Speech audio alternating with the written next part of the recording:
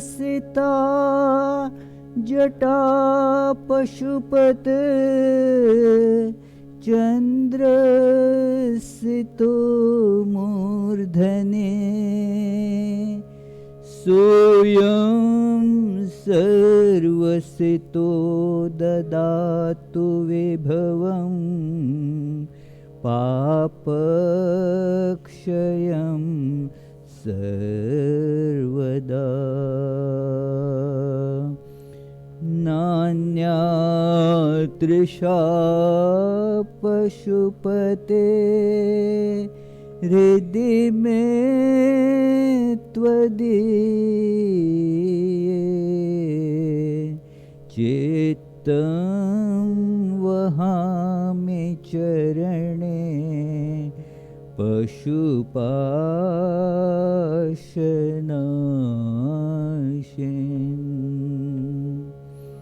निष्ठां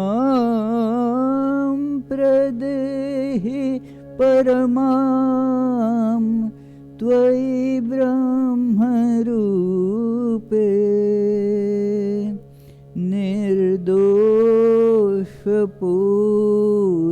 निर्दोषपूर्णचरितं कुरु मां धृतं च। ॐ श्री गौरी गणेश षडानन परिवार समेत श्री पंचानन परब्रह्मणे नमः।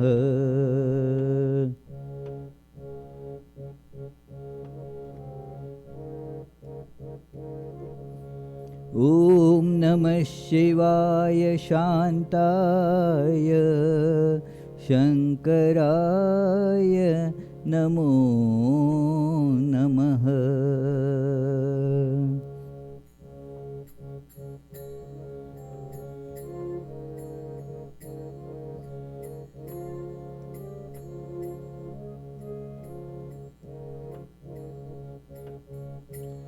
हर सांब सदा शिव सांब सदा शिव सांब सदा शिव सांब शिव हर सांब सदा शिव सांब सदा सांब सदा शिव सांब शिव हर पूर्ण परात्पर परम कृपार्णव अगणित गुणगण मुदित शिव हर अद्भुत मौलिक चंद्र कलाधर अमराधीश्वर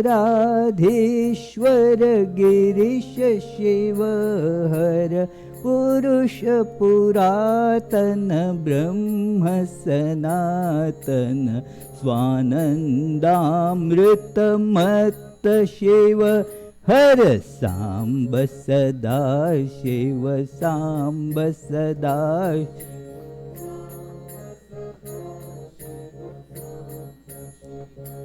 हर नीलकंठ शिव संकट मोचन निखिलाधीश्वर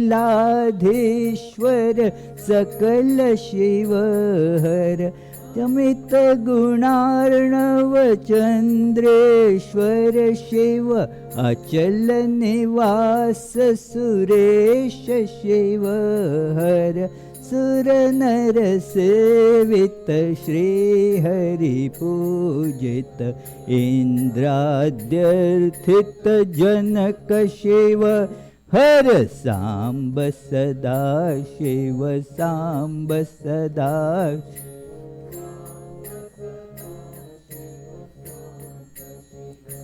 हर त्रिशूल धारण भुजग विभूषण अंधकरि पुषिति कंठ शिव त्रिभुवन पालक त्रिभुवन नाशक रिपुगण सूदक सुखद शिव हर ईश महेश नटेश कृपार्णव केशव सेवित पूर्ण शिव हर सांब सदा शिव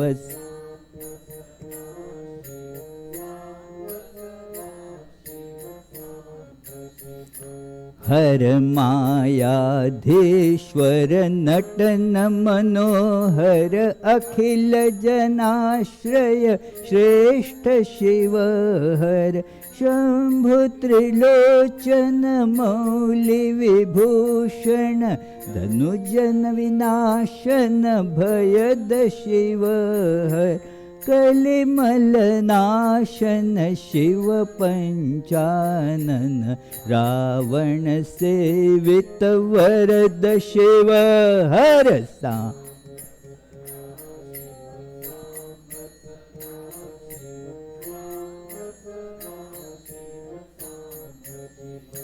हर मन्मथ नाशन ज्ञान हुताशन यति जन तोषण रुचिर शिव हर भुवन महेश्वर चिन्मय दीपक ऐश्वर्यान्वित मोद शिव हर एकानेक स्वरूप सदा शिव व्याघ्रांबरधर सुभग शिव हर सांब सदा शिव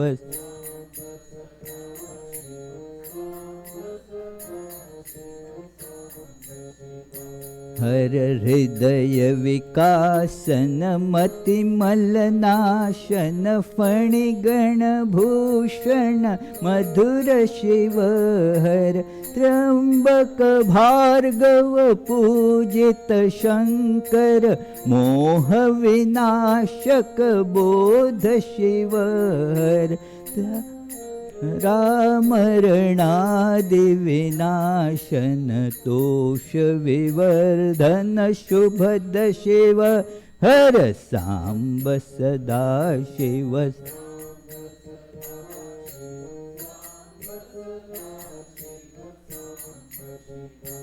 सुर सुर दल नायक जय सुखकारक दोष निवारक धवल शिव हर तापत्रय हर वदन मनोहर नंदीश्वर शिव चरम शिव हर विनय प्रसारक गतिमतिदायक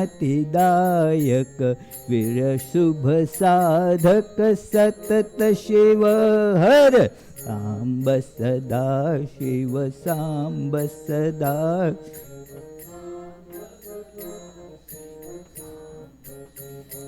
हर ओंकार प्रिय योगी जनाश्रय अजरामर वरधीश शिव हर निर्गुण गुणमय भुवनाधीश्वर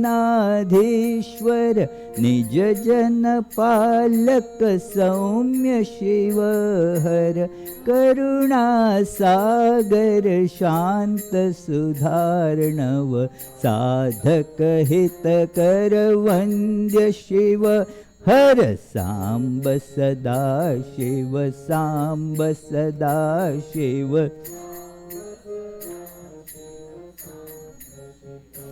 हर बिल्वदल प्रिय ध्यानेश्वर शिव व्योमांबरधर दयित शिव हर गौरी प्रिय कर दीन जनाश्रय श्रीपति पूजित प्रणव शिव हर शाप विमोचन ताप निवारण भव भयनाशन रौद्र शिव हर सांब सदा शिव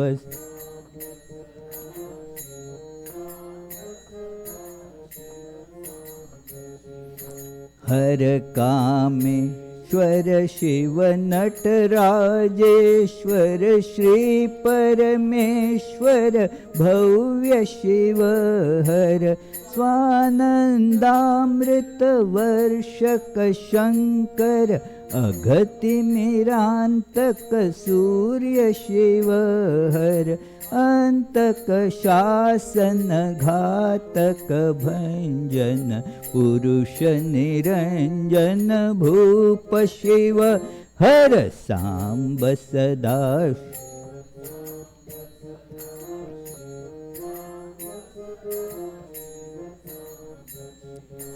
आशुतोष हर शिव गंगाधर चंद्रचूड गुरु दिव्य शिव हर राजेश्वर शिव मोक्ष विधायक धूर्जटि शंकर शिव हर करुणामय हर वरदा भयकर भुवन मनोहर परम शिव हर सांब सदा शिव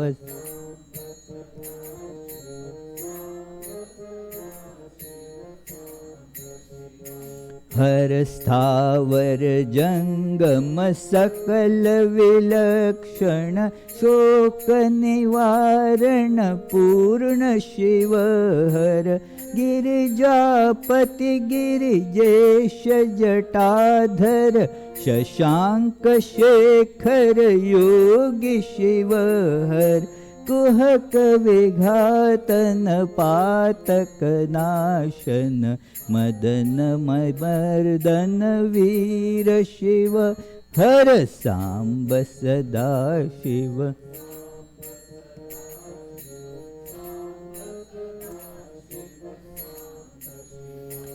हर ज्ञानेश्वर शिव विज्ञानेश्वर मोक्षद योगद सर्व शिव हर हृत्कमलासन ज्ञान प्रसारण तरुणारुण समशोभ शिव हर मृड मृगधर हर गौरीश्वर शिव धीश भवेश सुरेश शिव हर सांब सदा शिव सांब सदा शिव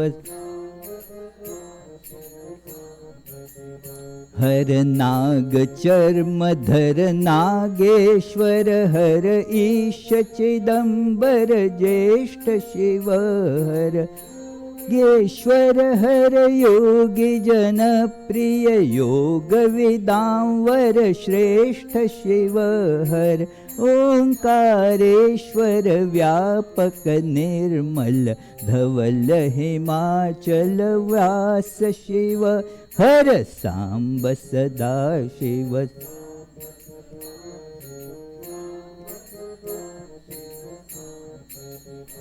हर जगद्रूपधर वीरभद्र शिव भूताधिप हर विमल शिव हर ऋषभध्वज शिव भव्य सुरर्षभ रुद्रेश्वर हर घोर शिव हर सुरगण रंजक तांडव नर्तक भुवनाधिप करुणेश शिव हर सांब सदा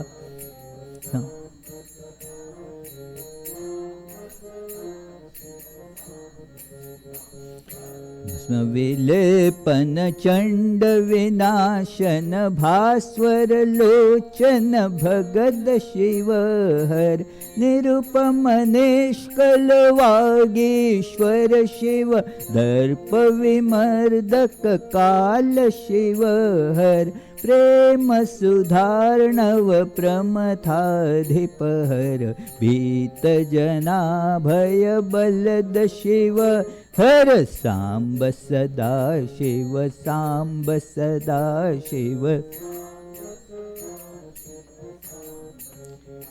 हर पन्नग भूषण हर पुरुषोत्तम परमानंद परेश शिव हर विबुध विनोदन भजक विबोधन वीरेश्वर शिव धीर शिव हर हालाहलधर वामाधर शिव भयहर सुंदर ललित शिव हर सांब सदा शिव सांब सदा शिव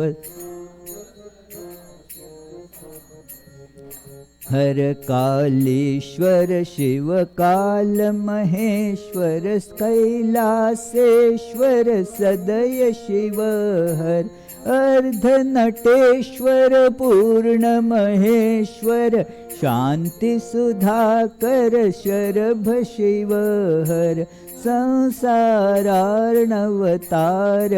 शंकर सहजानंद महेश शिव हर सांब सदा शिव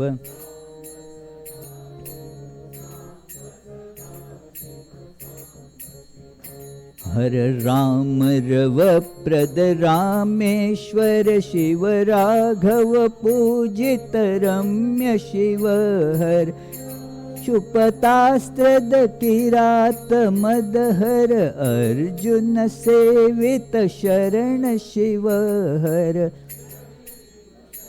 कर गिरिजा वल्लभ दक्ष मखांतक विकट शिव हर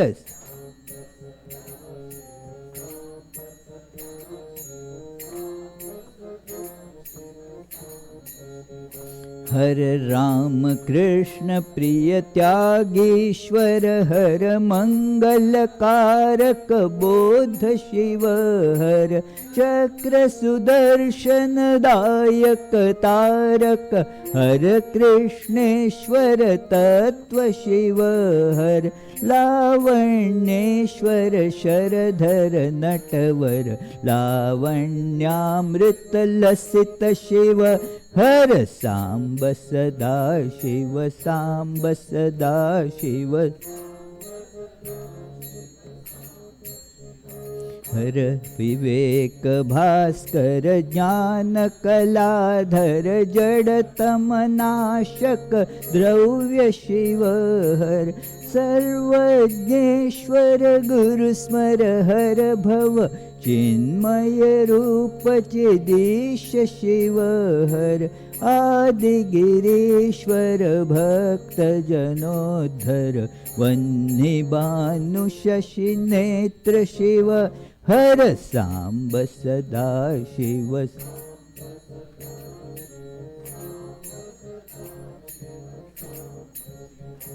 हर वामदेव मभु निखिल जगद गुरु हरिशर गिरिधनुराभ शिव हर गौरीपति गिरिजेश शिवावर व्योमकेश श्रीकंठ शिव हर अघमखपुर भय भव गदरिपुहर अजगवरिप धारि शिव हर सांब सदा शिव सांब सदा शिव सांब सदा हर श्रुति शत श्रावित सहस्र शीर्षक विश्वनाथ तारेश शिव हर जगत्रय साक्षी सुरेश्वर सकल नयोद्गम सर्व शिव हर सर्वभौम नृप गुरु परमेश्वर निखिल चराचर सेव्य शिव हर सांब सदा शिव सांब सदा शिव हर अद्वैतामृत शांति सुख प्रद आदि चिदीश्वर विशद शिव हर बालचंद्रधर तरुण मनोहर भानुकोटि समदीप्त शिव हर मंगलनायक लोकेश्वर हर षण्मुख गजमुख जनक शिव हर सांब सदा शिव सांब सदा शिव हर उपमन्यु प्रिय महाबलेश्वर वरद पयोर्णव दत्त शिव हर सर्वशास्त्र निर्देशक शंकर डिमि डिमि डमरु निनाद शिव हर देव देव भव बाणेश्वर शिव दीन जन प्रिय नयद शिव हर सांब सदा शिव सांब सदा शिव हर कृतांत शासक मार्कंडेश्वर मृत्युंजय शिव वरद शिव हर तुंगनाथ रुद्राक्षधर प्रिय पिनाकधर हर भर्ग शिव हर आदिनाथ श्री केदारेश्वर सर्व वित सर्व शिव हर सांब सदा शिव सांब सदा शिव हर धर्म कर्म सर्वस्व समर्पण वेद शिखोत्थित मर्म शिव हर दश काष्टक स्तुत महादेव शिव निगमागम मथितार्थ शिव हर परात्पर पूर्ण महेश्वर सर्वचराचर पूर्ण शिव हर सांब सदा शिव सांब सदा शिव सांब हर सांब सदा शिव सांब सदा शिव सांब सदा शिव सांब शिव हर सांब सदा शिव सांब सदा शिव सांब सदा शिव सांब शिव हर सांब सदा शिव सांब सदा शिव सांब सदा शिव सांब शिव हर सांब सदा शिव सांब सदा शिव सांब सदा शिव सांब शिव हर सांब सदा शिव सांब सदा शिव सांब सदा शिव सांब शिव हर सांब सदा शिव सांब सदा शिव सांब सदा शिव सांब शिव हर सांब सदा शिव सांब सदा शिव सांब सदा शिव सांब शिव हर सांब सदा शिव सांब सदा शिव सांब सदा शिव सांब शिव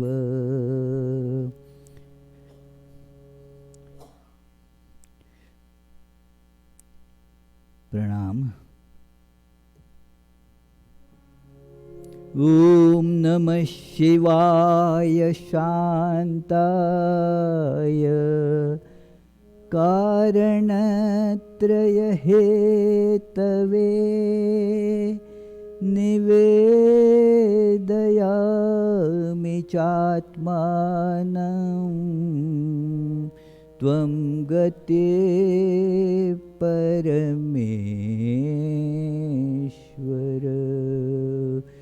ॐ देवाधिदेव महादेव की जय।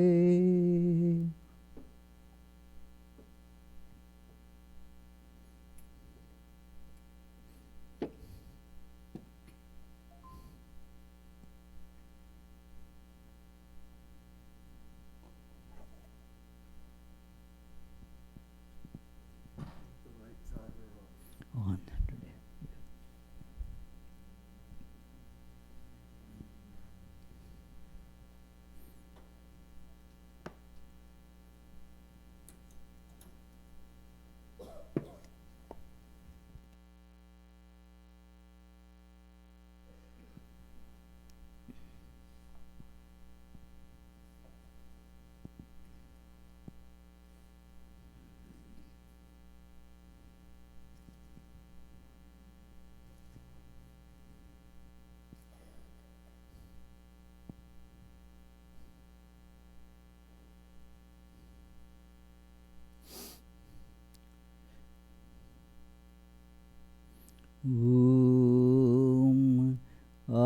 प्यायन्तु ममाङ्गानि वाक्प्राणश्चक्षुश्रोत्रमथो बलमिन्द्रियाणि च सर्वाणि सर्वं ब्रह्मोपनिषदं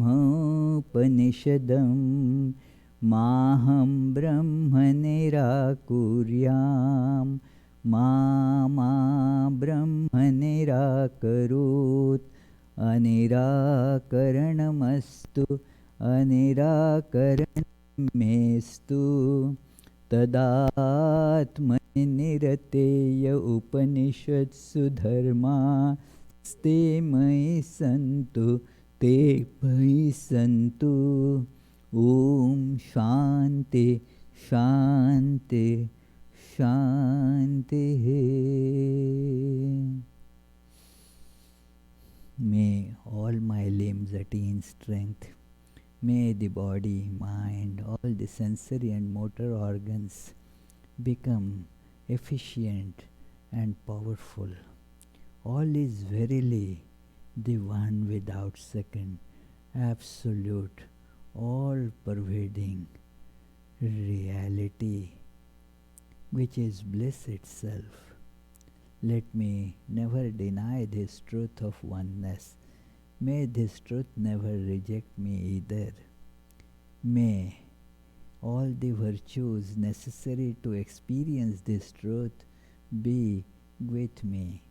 Om. Peace, peace, peace. Let us feel the presence of the Lord, the all-pervading, and so in us too. Let the blissful Lord be felt in our heart as a steadily burning candle flame.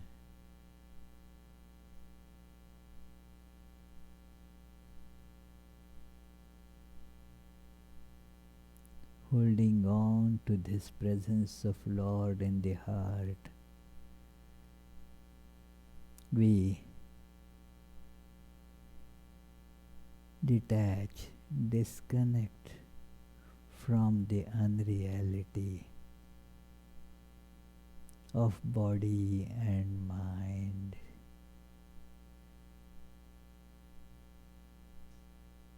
and connect to our true nature, the Lord.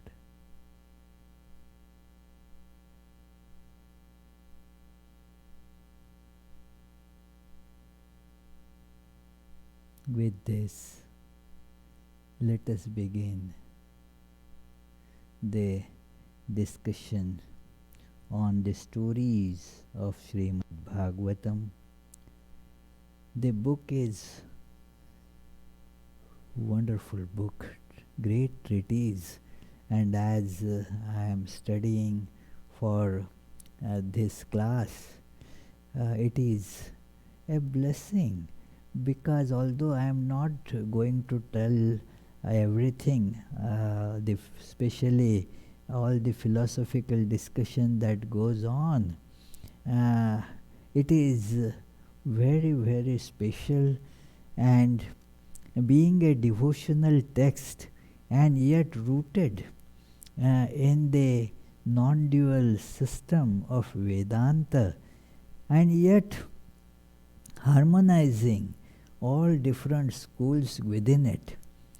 And while it does not disconnect from the stories, it brings out the spiritual essence in the lives of these great personages through whom these truths came forth to us, and that makes them really tangible. It does not now remain an ethereal philosophy somewhere in the skies and not reachable by us, but an experience that we also can have. That is the advantage of studying the scriptural truths through such stories. Let us begin with our usual prayers. Janmadhyasya yatonvayaditarata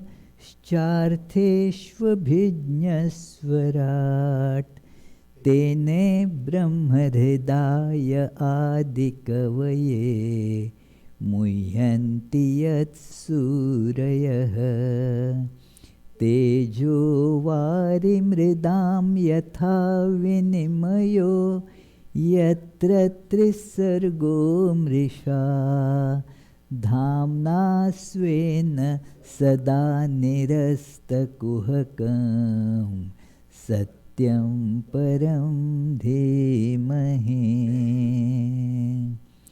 That from whom creation, sustenance and dissolution of the universe take place, who is both the instrumental and material cause of it, who is omniscient, is the only one having self-mastery, being the one independent entity, who illumined the mind of Brahma with the Vedic revelation, whose wisdom is the wonder of even the greatest sages, in whom the world of the three gunas subsists, just as the combination of materials like fire, water and earth subsist in their cause without changing their elemental nature, in whose consciousness there is nothing false. On that truth supreme we meditate. There is nothing false in it. The world is not, as sometimes it is mentioned, that it is unreal. It is unreal only in this context, that it changes, it comes and goes.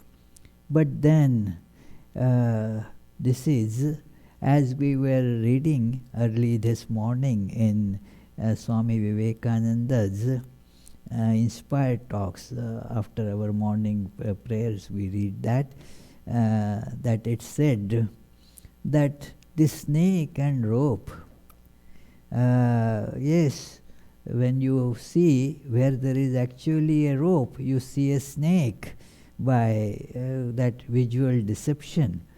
Now what is it really? You are seeing it snake, so that snake is real, but at that time you are not seeing the rope. And as you see the rope, the snake disappears. So you can't see both simultaneously. But when you see the rope, your perception is that very rope was appearing as the snake. So that is how when we think, feel, experience the God, then we see that this whole universe, which comes and goes, is just imagined on that God, as the snake was imagined on that rope. So therefore, all these stories are geared to make us get detached from that which is temporary, which is in that sense illusory or Maya. And as Sri Ramakrishna used to say, hold on to the magician, and then the magic loses its charm, you see. You understand that the magic was only created by the magician, nothing in the magic was real.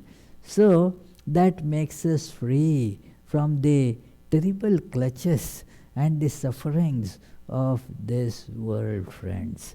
So let us get connected to this story, the story of the Parikshit. Last class I narrated briefly how things happened, but let us go a little deeper to feel how the Lord protected Parikshit.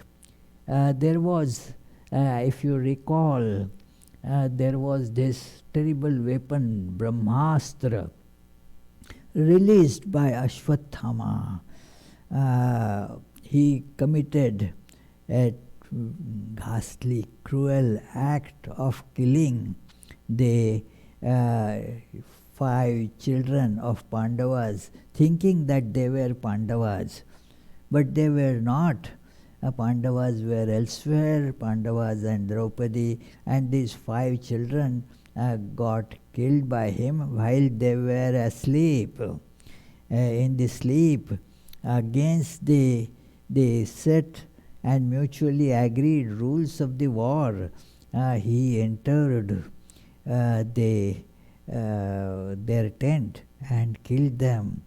So after that, there was a battle that he saw Arjuna chasing him, and he had cut off the heads of these 5 children, Ashwatthama, and was taking them as present to Duryodhana, who was fatally wounded and was inside a pond, trying to cool his body and his rage. He was feeling so much rage. And when Ashwatthama brought these 5 heads to him, saying that, well, I have killed all your enemies, here are the heads. Ashwatthama said, but Duryodhana could not believe, and soon after examination he discarded this idea, said, and actually scolded Ashwatthama. He himself could not. Duryodhana, although evil, could not stop his tears and his sufferings. That you killed these innocent children, fie unto you. And this Duryodhana, he left his life right there due to that sorrow. And then Ashwatthama in the meantime saw Arjuna chasing him, and he could not escape. So he released that weapon, Brahmastra. But now Brahmastra, he didn't have total mastery over Brahmastra. And so what happened was, this after the consultation, Arjuna also, to stop that Brahmastra, released Brahmastra from him, but Arjuna had command of it. And so it was decided, okay, the world is going to be destroyed, so stop this madness. Both decided to take back their this Brahmastra, the tremendous missiles that were hurled. It is, in Sanskrit, these 2 words come, Shastra and Astra. Astra is like a missile that is thrown. Shastra is like a sword which you hold in hand. It doesn't leave your hand, but the Astra is that which is projected like a missile. So this is Brahmastra, is a missile that was hurled. Now Ashwatthama could not take it back, but that scoundrel therefore let it on the fetus of Arjuna's earlier slain son in the battle, Abhimanyu. Abhimanyu's wife was pregnant at that time. Her name was Uttara. And then this cruel fellow unleashed that weapon on that fetus. And then Uttara prayed to Krishna, that her wailing and request, and you can imagine, Bhagavata gives a detailed description of her prayers. Oh Lord, you are protector of the whole universe. What's happening? See if you can please protect this fetus, this little baby in me, who is going to be the only surviving this carrier of this progeny of Pandavas, only survivor. So please protect him. And so he assured, Krishna assured, yes, I will protect your child, will be protected, don't worry. And in the womb, this fetus found a terrible scorching weapon is approaching him to kill, but saw also tremendously lustrous four-armed form of Lord Krishna moving his mace and circling the womb, warding off the otherwise unstoppable weapon. It was yes, not explainable at all how it could happen. Only Krishna could do it. And Parikshit was seeing this, that Krishna's form, as in the womb he had this vision of Lord Krishna with his four arms and circling this on all round, everywhere. He was there moving his mace to stop that weapon from entering, and thus that was warded off. And thus, you say, Parikshita was born. That is how the word Parikshita means protected. Pari-ikshita, ikshita means it is protection. So Pari means from all sides. It's protected by God, who is looking after his welfare.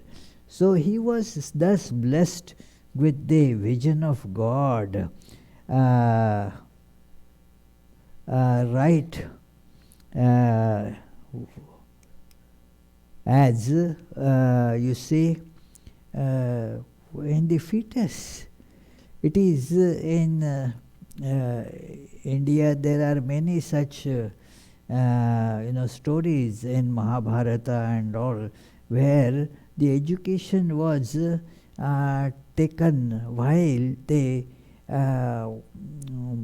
birth was yet to take place. It is prenatal, inside the womb this education happens.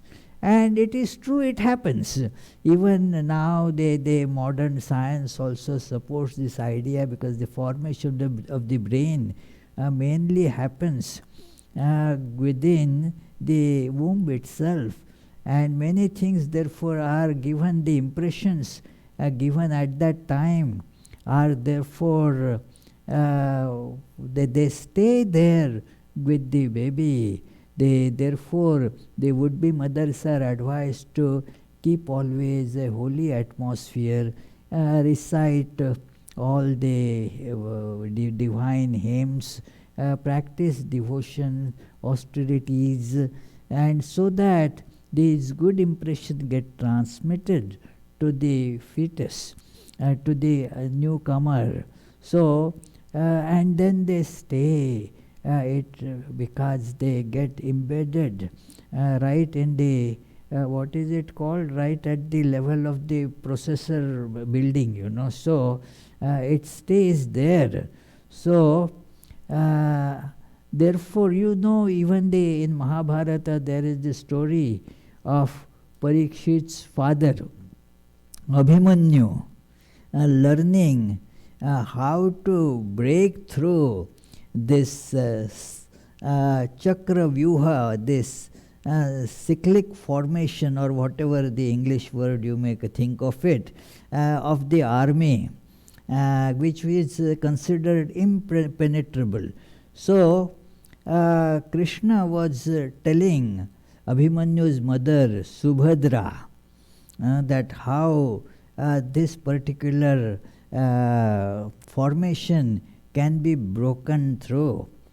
And then, but he saw while he was telling Subhadra was having a little sleep, she was dozing off. So he stopped telling.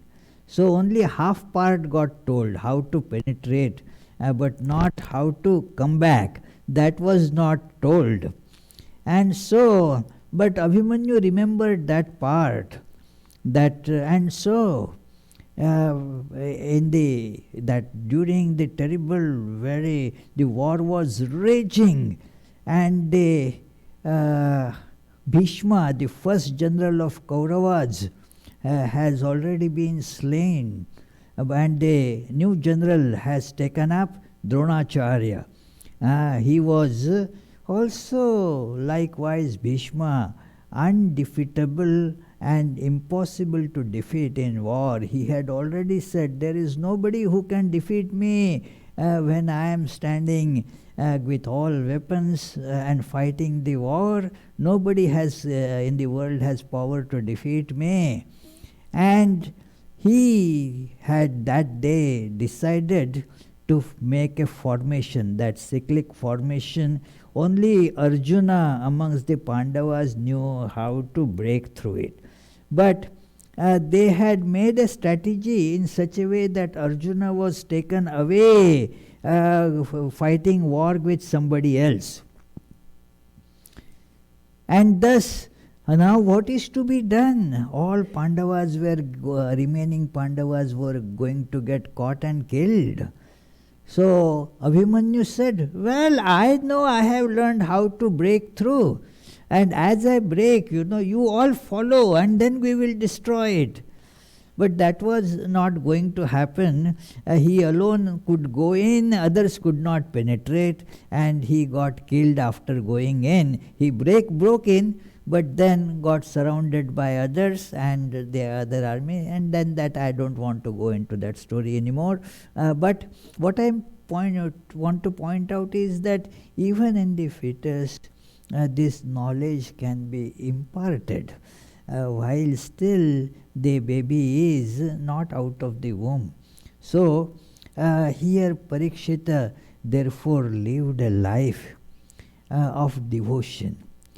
He was very different from the other children. He grew up very differently.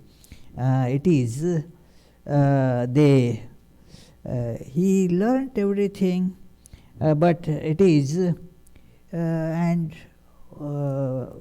his mind was always on the divine, on the God, and so that was always the center of his life, even from childhood, because that impression was there.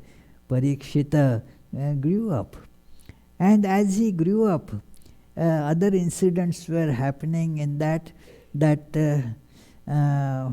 Pandavas, they saw their uncle Vidura. For a long time, Vidura was not seen, and so where has he gone? He had gone for a pilgrimage, but for a long time, for so many years, where was he? So as he was thinking, Yudhishthira was thinking about it like this, he comes back and told his brother, that is Dhritarashtra, who was still alive, and tells him, well, how long are you going to just cling to these things?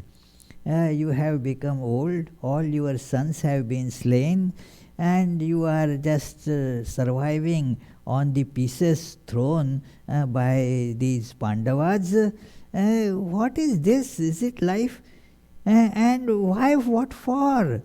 This is not real. Lord alone is real. Are you not ashamed living like this? Just think that it is of God. Give up everything else. Time to renounce. How long are you going to try to clutch this fleeting, unreal world? Give up this attachment. And then Dhritarashtra understands, And then he and Vidura and Dhritarashtra's wife, faithful wife Gandhari, they all followed, went away. And next day, Yudhishthira asked, where is my uncle, my blind uncle? Dhritarashtra was blind, and where is my uncle who just returned from the pilgrimage? I wanted to talk to him too. Where is he? And it was revealed to him by Narada. Narada, he steps right at the opportune time. Narada jumps in there from nowhere, as it were, and yeah, he doesn't any those trains or planes, and just jumps in anywhere. So therefore, yes, no immigration requirements either. So it is, he jumped there, and then he told, well, they are there near Haridwar, that is the Ganges splits into 7. Now also they show that place near Haridwar. So they are staying there, and they will, don't disturb them. Now they want to just give up their this mortal life, thinking of Lord, and that is what happened there. So Yudhishthira also thought, it is time for us too. What is this? We have been blessed by Lord. Lord was staying with us. In the meantime, that episode also had happened. A great thing. We don't have time now to discuss it because we will lose the storyline then. But sometimes we shall pick up that thread again and discuss that wonderful story of the how Krishna finished his mortal Leela. So it is Krishna had passed away by then, and so Arjuna was feeling very depressed. That hymn, there are so many beautiful hymns are there, as the hymn of Kunti in praise of Krishna is great. Just then there is they all visited the dying Bhishma, and Bhishma, he was pierced by the arrows in the war. He did not die at that time though. He had to stop fighting, but he held on to his life because it is said that you should die in the when the brighter cycle Uttarayana begins. So he was holding on to his life till then, but since his body was had so many arrows pierced, it was they were pierced from his chest all the down. The arrows had gone, penetrated the body, and so it was the Arjuna's arrows, you see, not an ordinary archer's arrows. They were very powerfully hit, and that they had pierced the body, and then so he lied down on the bed of the arrows, suffering all that. But he was a person he had been given the boon that you can die whenever you want. You can choose your moment of death. So he said, I can just wait. What is there? If I keep on remembering the Lord, there is no pain. So he kept on remembering Krishna. And then Krishna and all other Pandavas, they come to see him. The time had come when he is going to say goodbye now, because that time was approaching. And so Krishna said, let us go now to see him and listen to his words filled with wisdom. And there were so many discussions about what is the duty of a person. It is very elaborately discussed in Mahabharata. It is, but in Bhagavatam also there is a discussion on that, and it almost ends with the prayer of Bhishma, or the praise. It is praise of Krishna by this Bhishma. A beautiful prayer, friends, full of such devotion and wisdom. These prayers really tell us what is the meaning of prayers, and not give me this and give me that, make me win that silly 1 million lottery or whatever, they are the what is this? These are not prayers at all.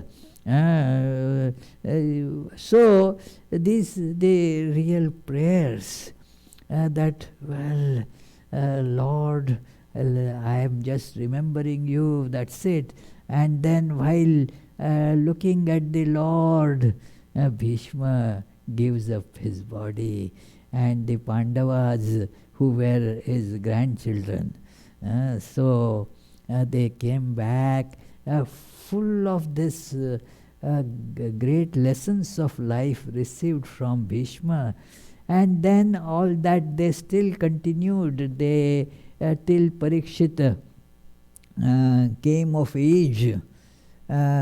He then was about 25 years of age, when Pandavas thought, now it is time. Yudhishthira's what his thinking was is also mentioned, that what is this, this heap of all flesh, blood, this is the food of all the dogs and jackal, they eat these things, should we be, in Bhagavatam the descriptions are very touching. What we hug as body, very nice, very beautiful, you keep on beautifying it. What is it? He said, well, it is the food of the dogs and jackal, they eat this, this is the flesh. It is just you come from the dust, unto dust you go. What is it? And we have been deluded by it for too long a time. It's enough is enough. He puts his foot down. Now Parikshit already he had been trained in all these administration of kingdom. He took up the reins, and then Pandavas left, and Parikshit started ruling this kingdom.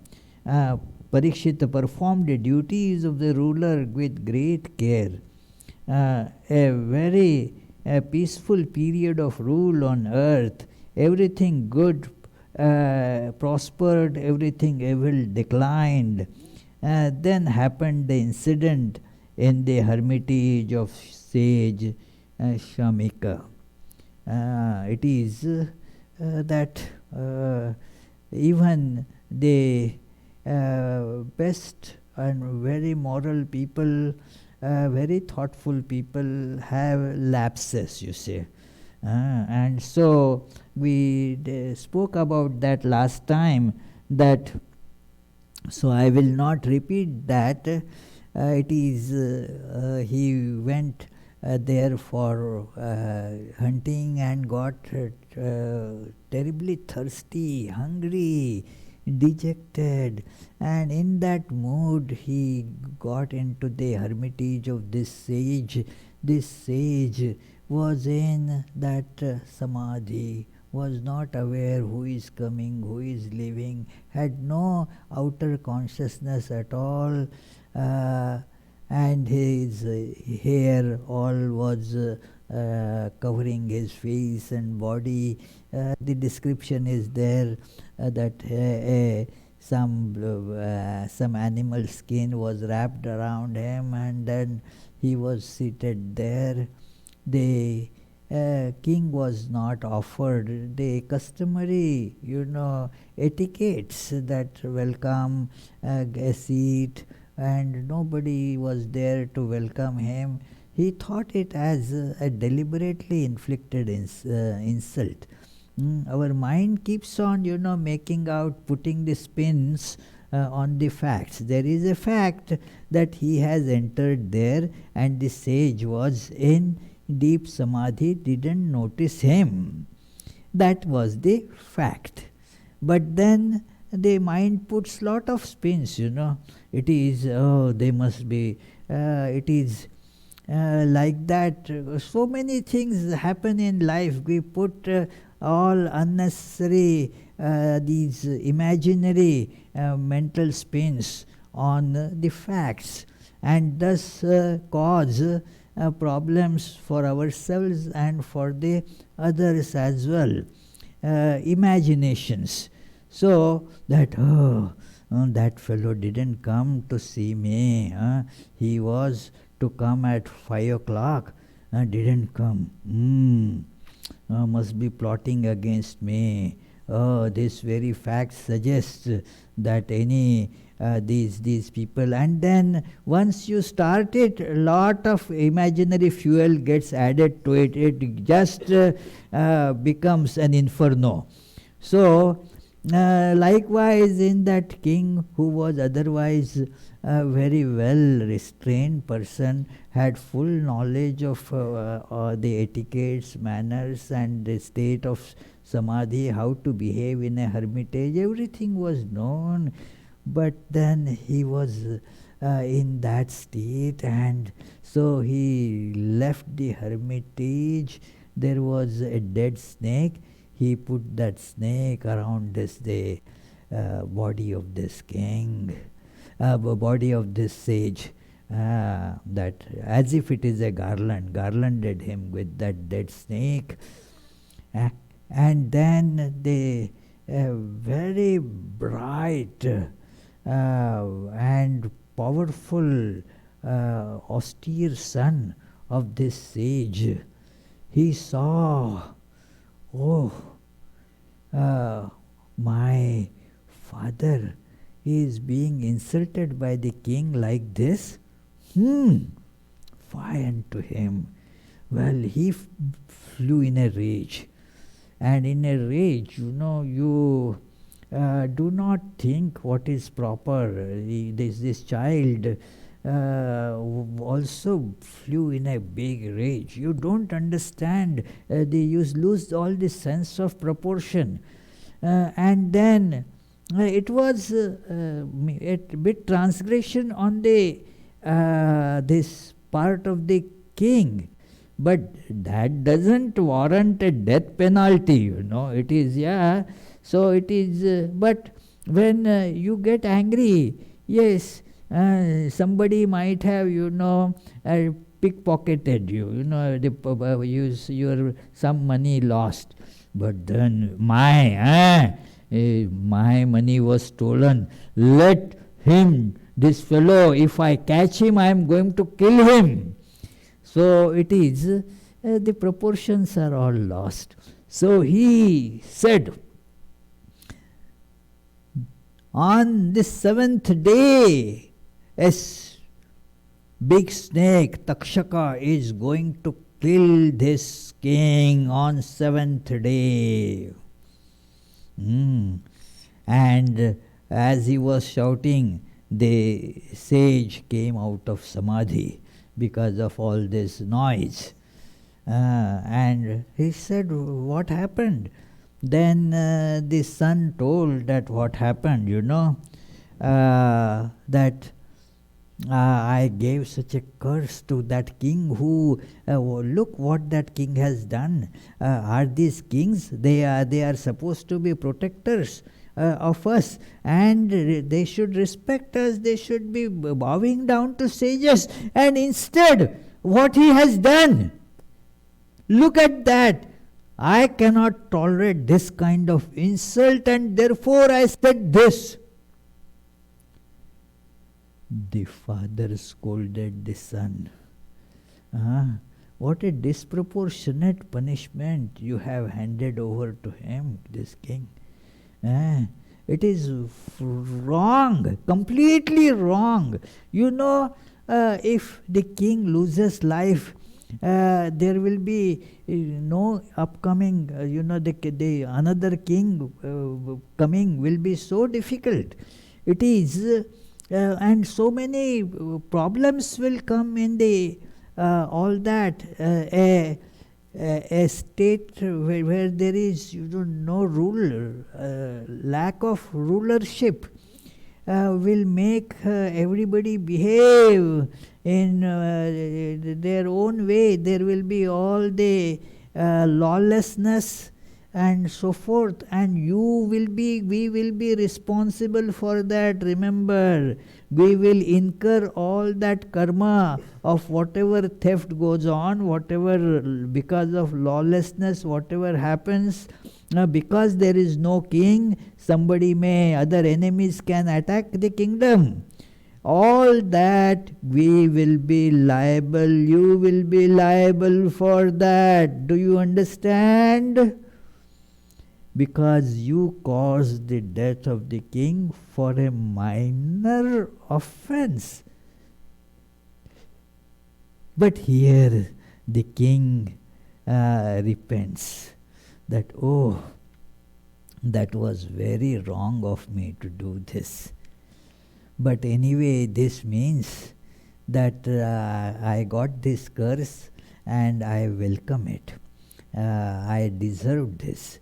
And so now I think remaining time. Last time I told this story from other place. Bhagavatam doesn't give that exactly that story. That so a pond was made in which the king was kept in a palace, and nobody, no snake would come. All arrangements were made. That doesn't actually come in Bhagavatam. And Bhagavatam says that now the king decided that that's it. Now I will just give up the body.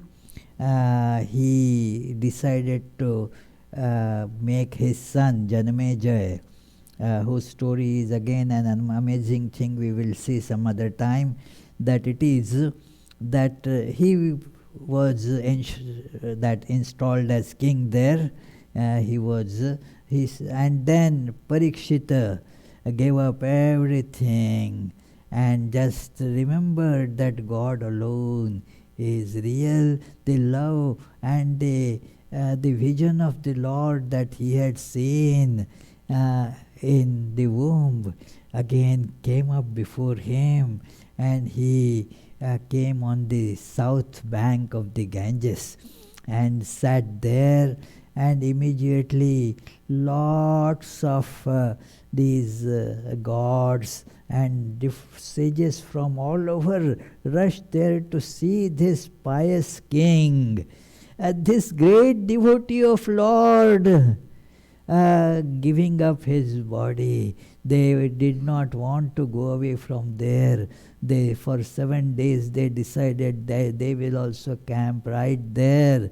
And also came the great young sage Shuka. That Shuka, the description is there in Bhagavatam. He was a very handsome young man, full of all beauty, and yet full of that passion of, there was nothing around him. He was the incarnation of dispassion, vairagya. He was not touched by anything in this world. His mind was fully set on God, and he had heard Bhagavatam just some time back from his father, who is the author of Bhagavatam. Vyasa. Vyasa, we saw that the story of the birth of Shuka, that he remained in the womb for 16 years and then came out, started walking away, renouncing everything. And that's a very inspiring story. So then after catching up with him, Vyasa narrated Bhagavatam to him. And because even though somebody is liberated sage, still wants to fill the heart with the divine stories of the Lord. They are open for that. Their doors are shut for anything of this world, but open for the stories of Lord. So now Parikshita requests him to tell, to narrate what is this life, and bless him with some advice. So that is how this part concludes. Actually, with this concludes the first what is called skandha of Bhagavatam. The skandha means a volume of Bhagavatam is completed here. Although we didn't see many of those stories which were there, we saw only a few of them. But then what Shuka narrates starts from the next chapter, and let's see what stories come in our what we get to study and read as we proceed. So let us recite the concluding prayers. Nigamakkalpatarurgalitam phalam Shukamukhadamritadravasanyutam Pibata bhagavatam rasamalayam Muhuruho rasika bhuvi bhavuka. O devotees, quaff, quaff to intoxication this nectar of the fruit of the tree of Vedas, flowing from the mouth of the great sage Shuka and mixed with the ambrosia from his words.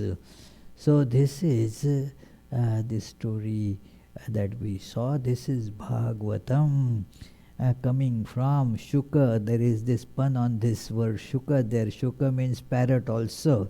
And the fruits picked by parrots, they are supposed to be very sweet, because parrots are considered judge of the ripe fruit. So that is, I don't know how true it is, but that is how it is told. So therefore, that which is mixed with the touch of parrot, that fruit is sweeter. So this is the Bhagavatam, but coming from this parrot, means mixed with the ambrosia of this parrot, that is what is presented to us. So any questions about today's discussion? Oh yes. I'm wondering what your opinion is about abortion, because you talked about fetuses that become enlightened in the womb. Well, it is a complicated issue, depends on various circumstances. It is not, these days there is a funny idea that you have to have yes or no for everything. No, there are so many conditions in which abortion is done, and so many conditions they are, you see, so it cannot be given one answer, yes or no. It is, I cannot tell here about it. Yeah. Yes, please.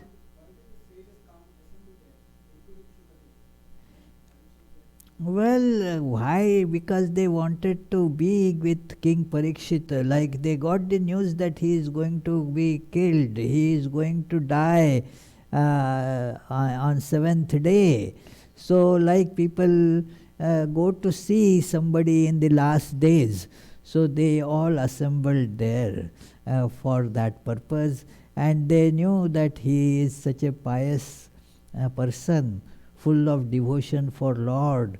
So some special play, some leela of Lord will happen there, and so that is how the life of Parikshita was also described at that time, that during those 7 days he was not doing anything, he was not eating or whatever, he was every second, no sleep, every second was just filled with the thought of Lord. So they all were there to be in that company. That is. So let us conclude with the closing chant. Mukunda Madhava Govinda Bol, Keshava Madhava Hari Hari Bol. Mukunda Madhava Govinda Bol, Keshava Madhava Hari Hari Bol. Hari Hari Bol, Hari Hari Bol, Hari Hari Bol, Hari Hari Bol. Krishna Krishna Bol, Krishna Krishna Bol, Krishna Krishna Bol, Krishna Krishna Bol. Mukunda Madhava Govinda Bol, Keshava Madhava Hari Hari Bol, Keshava Madhava Hari Hari Bol. Just a reminder, on Sunday we shall have a day-long celebration of the birthday of Sri Ramakrishna. All of you are welcome for the whole program or whatever part you can attend. Thank you. Oh yes, yes.